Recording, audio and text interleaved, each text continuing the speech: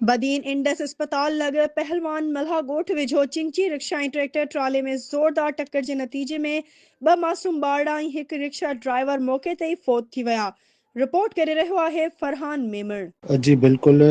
बदीन भरिसां गोलाजी road Indus अस्पताल लॻ पहलवान ॻोठ वेझो चिंची रिक्शा ऐं ट्रैक्टर ट्राली में ज़ोरदार टक्कर थी पियो, जंहिंजे नतीजे में ॿ नौजवान अरशद वलद इजाज़ मल्हा ऐं असद वलद रजब मल्हा मौके ते ई फौत थी विया, जॾहिं त चिंची रिक्शा ड्राइवर पुर फौत मोहम्मद रमज़ान पुर फौत थी वियो ऐं जॾहिं त रिक्शा में सवार 3 औरतूं शदीद ज़ख़्मी थी पियूं, जिन खे ॻोठाणनि एम्बुलेंस तलब करे इंडस अस्पताल बदीन मुंतक़िल कयो ऐं ज़ख़्मियुनि जी हालत ॻणिती जोगी हुजण करे खेनि वधीक इलाज लाइ हैदराबाद रेफर कयो वियो आहे। हादसे खां पोइ इलाइक़े में वॾे अब्दुल करीम मल्हा जे घर में फौतियुनि जा मुड़ पहुचण ते कहराम मची वियो आहे, जॾहिं त बदीन पुलिस ट्रैक्टर ट्राली ऐं रिक्शा खे तहवील में वठी वधीक जांच करे रही आहे।